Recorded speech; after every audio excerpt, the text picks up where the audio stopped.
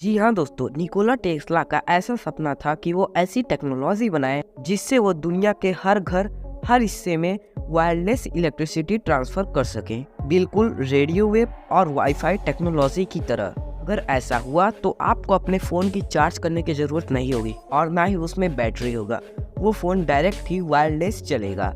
बिल्कुल टेस्ला ऐसे ही एक पिक्चर में लाइट बल्ब को हाथ में लिए हुए है जो अपने आप जल रहा है और ये दिखाता है कि टेस्ला अपने टेक्नोलॉजी को ऑलमोस्ट डेवलप कर चुके थे। और बाद में एक बड़ा बिजनेसमैन जो इलेक्ट्रिसिटी को बड़ी बड़ी कंपनियों में ऑन करता था, जिन कंपनी का काम तारों के थ्रू लोगों के घरों में इलेक्ट्रिसिटी पहुंचाना था, तो बिजनेसमैन नहीं चाहता था कि टेस्ला अपनी टेक्नोलॉजी को कंप्लीट करे, कि ऐसा होता तो वो और उसकी कंपनी रातों रात डूब जाती। इस बिजनेसमैन ने टेस्ला को अपने जाल में इस तरह से फंसाया कि टेस्ला ने चाह कर भी अपना प्रोजेक्ट कंप्लीट नहीं कर पाया। आखिर कौन था वो बिजनेसमैन जिसने टेस्ला को वायरलेस टेक्नोलॉजी बनाने से रोका कैसे?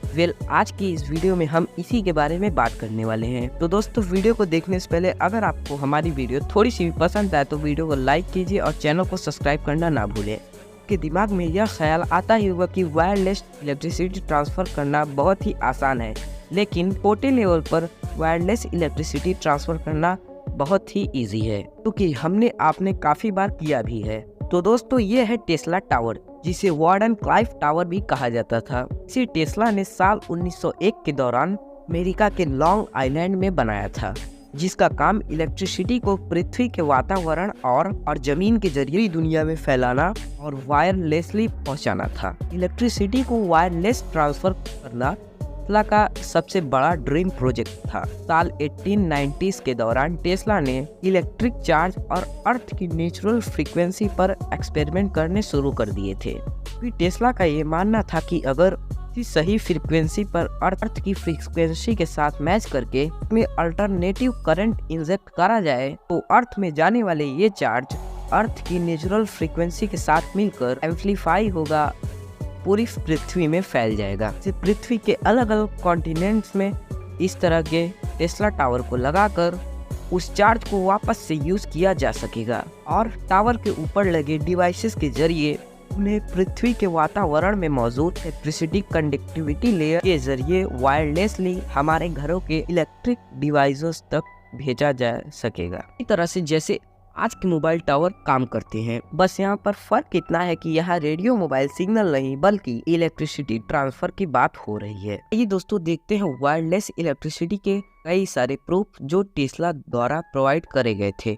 1889 में टेस्ला ने अपनी इस तरह की कई पिक्चर्स खिंचवाई। इसमें वो अपने हाथ में जलते बल्ब को लेकर खड़े थे, मानो उस बल्ब को हवा में इलेक्ट्रिसिटी मिल रही है। इसके अलावा कई एक्सपेरिमेंट ऐसे थे जिनकी कोई पिक्चर तो नहीं है, लेकिन उनके बारे में कई आर्टिकल्स में लिखा जरूर गया है। जैसे टेस्ला के एक एक्सपेरिमेंट में उन्होंने टेस्ला टावर के कई किलोमीटर दूर दिन में 200 बल्ब को टेस्ला टावर की मदद से जलाया था। टेस्ला को पूरा यकीन था कि वंडर क्लाइफ टावर के जरिए वो न केवल अमेरिका ही नहीं बल्कि पूरी दुनिया में वायरलेस इलेक्ट्रिसिटी प्रोवाइड कराएंगे, जिससे मशीन और लाइट बल्ब वायरलेसली जल सके।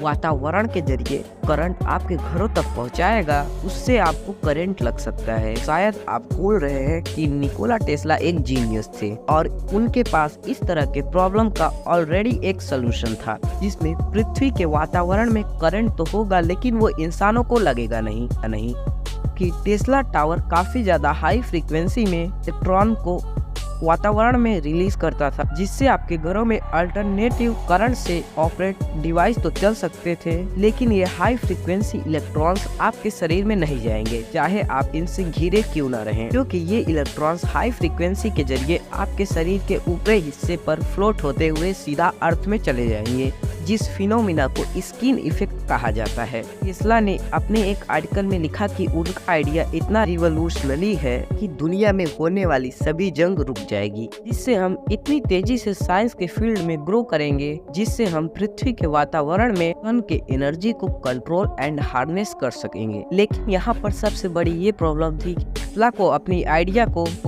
रियलिटी बनाने के लिए एक बहुत बड़ी फंडिंग की जरूरत थी, जिसके लिए टेस्ला ने टाइम टू टाइम कई इन्वेस्टर से मुलाकात करी। टेस्ला के इस प्रोजेक्ट में सबसे पहली फंडिंग उनके अपने दोस्त जेकब एस्टर से मिली। वो 90s के टाइम के वर्ल्ड की रिचेस्ट पर्सन में से एक थे। इनके बाद में साल 1912 के दौरान टाइटैनिक डूबने वाले दुर्घटना में इनकी जान चली गई। इसके अलावा टेस्ला को दूसरी बड़ी फंडिंग जॉर्ज नाम के व्यापारी ने दी। के पास अमेरिका में कई इलेक्ट्रिक इक्विपमेंट मैन्युफैक्चर्ड कंपनी थी। इसके बाद फेमस अमेरिकी बैंकर जेपी मॉर्गन टेस्ला के इस प्रोजेक्ट में इंटरेस्ट लेने लगे, लेकिन टेस्ला के फायदे के लिए नहीं, बल्कि उनके प्रोजेक्ट को धीरे धीरे खत्म करने के लिए, क्योंकि टेस्ला का ये प्रोजेक्ट जो दुनिया को फायदा देने वाला था, उसके रियलिटी बनने से सबसे ज्यादा नुकसान इसी इंसान को होने वाला था।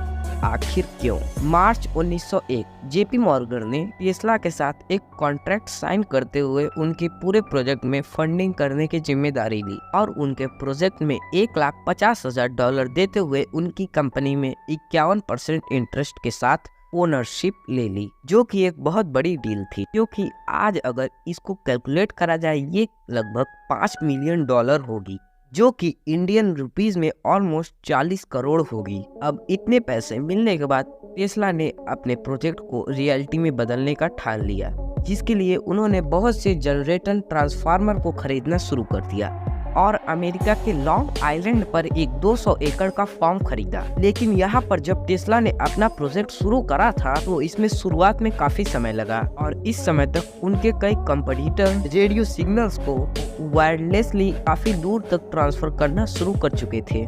जैसे कि दिसंबर 1901 में एक इटालियन साइंटिस्ट मार्कोनी ने प्री क्लिक मॉर्स कोड यानी एस को अटलांटिक महासागर के पार न्यूफाउंडलैंड सिटी से इंग्लैंड के कॉर्नवाल तक की 3,400 किलोमीटर तक पहुंचा, जो उस समय एक काफी बड़ी अचीवमेंट थी, जिसके कारण टेस्ला पर अब और भी प्रेशर था कि वो अपने प्रोजेक्ट को ज्यादा कारगर बनाए। लेकिन यहाँ पर एक दिक्कत थी, इलेक्ट्रिसिटी को वायरलेसली ट्रांसफर करने के लिए टेस्ला को करीब 300 से 600 फीट बड़े टावर की जरूरत थी। लेकिन इतने बड़े टावर का कंस्ट्रक्शन कॉस्ट टेस्ला के एस्टिमेट से ज्यादा थी, यानी कि $4,50,000 की थी। इसके बाद टेस्ला ने जेपी मॉर्गन से रिक्वेस्ट करी कि वह अपने इन्वेस्टमेंट को बढ़ाए, जिससे कि टेस्ला अपने इस प्रोजेक्ट को पूरा कर सके। लेकिन जेपी मॉर्गन ने इसे बिल्कुल इनकार कर दिया।